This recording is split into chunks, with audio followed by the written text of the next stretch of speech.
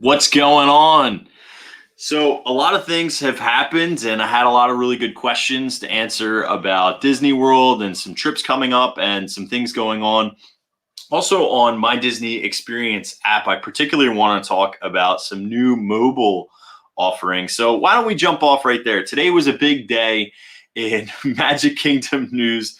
If you're not familiar, there's a great application that you can use to order food directly from your app, and it's called My Disney Experience. Well, the big news today, I did screenshot it. So the big news today was that you could actually get an order from, come on,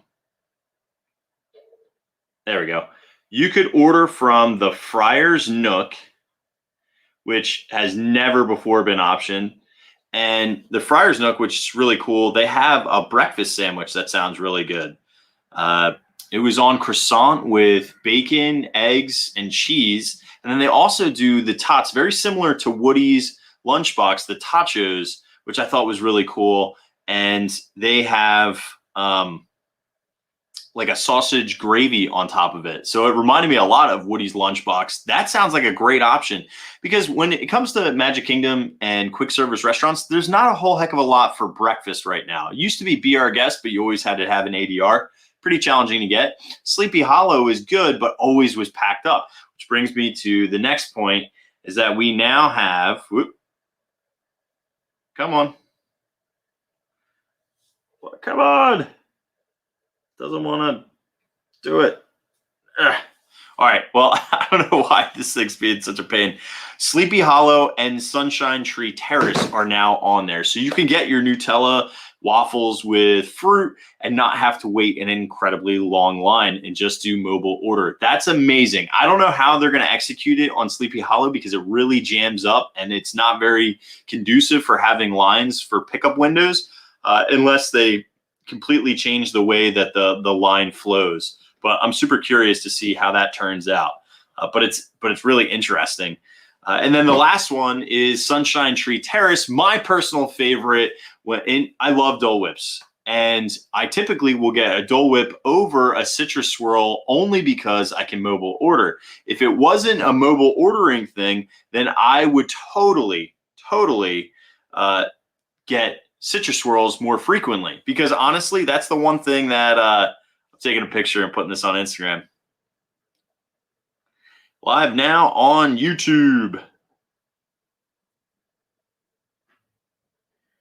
And it's just because it's convenient. Mobile order is very convenient because when you are in your Disney vacation mode, a lot of times your biggest enemy is going to be time. And mobile order helps you save and mitigate a lot of time waiting in lines. So, and here's another good tip when you're doing mobile order is make sure that if it's a popular restaurant, this happened to us for lunch at Woody's Lunchbox, there's not a lot of seating there, so they weren't taking a lot of mobile orders. So a good 2 hours before our designated lunchtime that we wanted, we were booking our food. Now you can modify and either push back your food order or if something opens up, push it forward. But you'll notice that some of those better quick service options that are on mobile order will actually book up pretty quick. So it's just something to think about and plan ahead when you're making your mobile orders. But big news, I can get citrus swirls all the time. Plus, I forgot one of the coolest things, they have pot stickers now. How awesome is that? So, all right. In terms of things that's going on with Walrus Cart, I have a trip coming up, and I've been wanting to get one of these for a while. I'm still filming on the Sony ZV-1. It's coming through on the laptop, but this is the Crane M2. So the Crane M2. And what is the Crane M2? It's a giant gimbal. For those that don't know what a gimbal is a stabilizer for video. So inside this super fancy case, which actually just feels like a slightly better hard shell form of styrofoam, is this whole entire gimbal setup, which there's a lot of things to a gimbal, which I've never used a gimbal before tonight. They are heavy, man. These things are really heavy. And I should probably lock this. See the benefits of trial and error and learning. So how do you even lock it? Oh, there we go. I had to spin it around to lock it. And then how do you lock this part? Oh, I know there's a pin somewhere.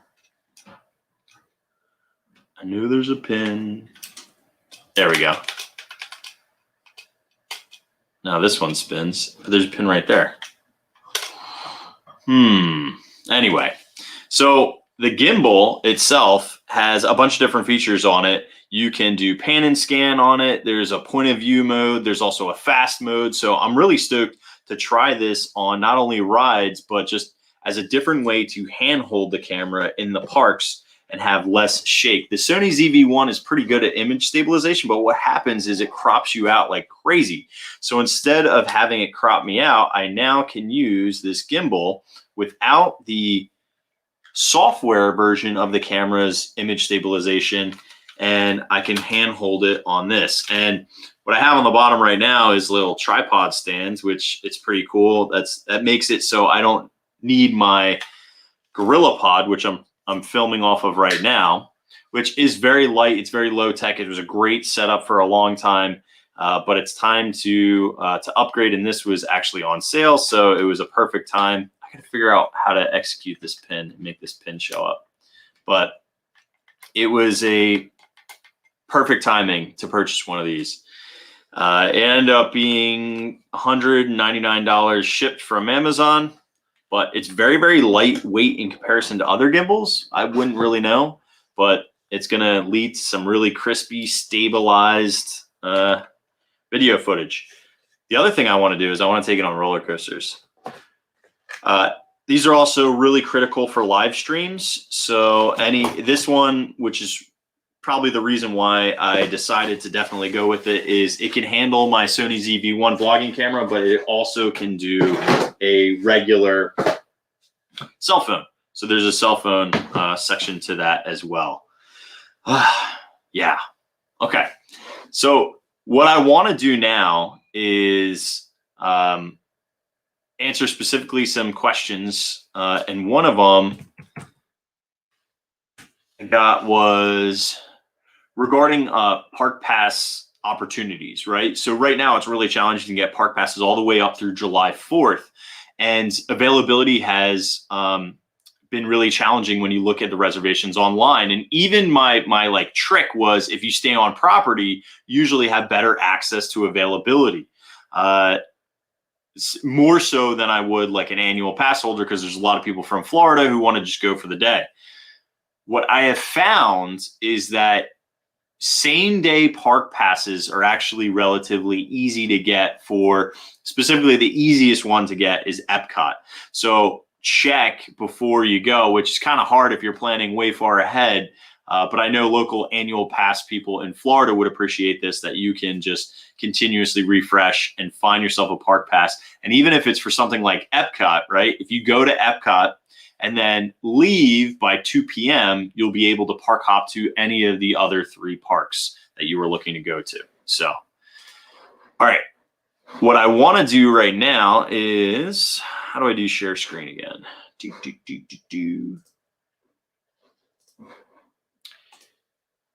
I want to add to this share. Here we go.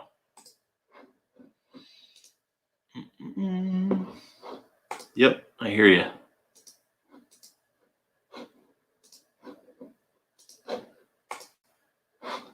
All right, here we go. So this is a great website for anybody who is trying to figure out like content creation. So if I type in something like Disney World on this website, answer the public,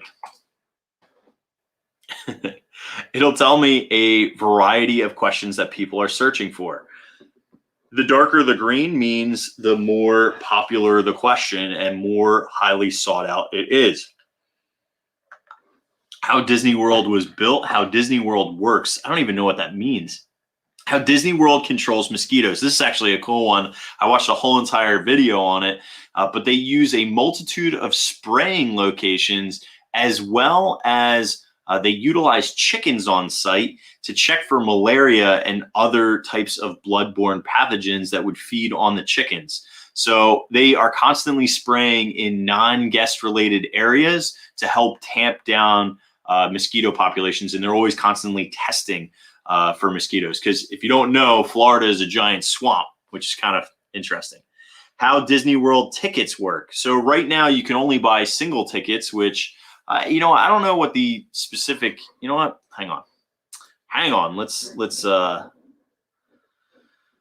see if I can, I'm going to remove this and I'm going to add another screen. Let's look up Disney World. I don't know what current ticket prices are. Being annual pass holder, sometimes I feel spoiled in that I don't have to look for tickets and ticket prices. All right, let's share this screen, add to stream, remove. There we go. Now I can share this one.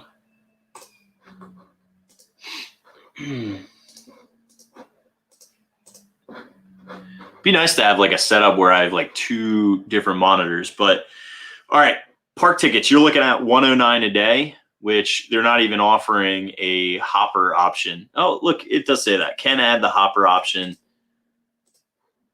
What I always tell everybody is the hopper option is pointless. If you're going for a single day, you're wasting your money by getting a park hopper, because park hopper is going to cost you probably like an extra $40 or $50 or $60. Let's find out. Let's find out how much a park hopper would cost. So let's select the day, $109. All right. So $109. Let's just say we're going for one day.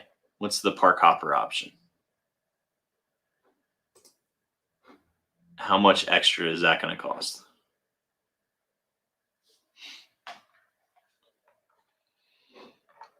Man, Disney's site is bogged down. What's going on here? $191. That's crazy. And you can't even go to most of the parks. So I guess I've never actually gone into this. It's interesting how they list this. So some parks, and wow, even if you wanted to go anytime this weekend, they are completely sold out Friday through Sunday. And if you want to go on Monday, only Epcot's available. So I had mentioned this earlier that Epcot seems to be has the largest capacity of all the parks. It definitely absorbs crowds better than any of the parks, so that makes sense. Hollywood Studios does not absorb crowds well at all, so that one almost is always booked. And then it would follow up with Magic Kingdom, then Animal Kingdom, then Epcot. So that is how ticketing works. Let's remove this and let's go back to answer the public, which I don't think you can actually run this multiple times in a day, more than twice before they, Disney World, search. Let me add this back to the stream. I've hit my free searches for the day. Are you kidding me? What? Can I look at the old one? Oh, that was in an old tab. All right. What are some... I'm like flying blind here. You know what? I have an idea.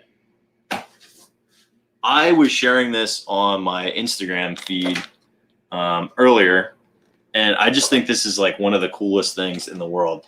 This book, which was given to me by my good buddy Scott, aka the WDW Twit, goes through all of Walt Disney's history. So I'm going to just share one thing, and then we'll end this. And it's about the fact that they were going to build a park, a Walt Disney World park in St. Louis, which I think is so awesome. It's going to be an indoor park that spanned over 2 city blocks.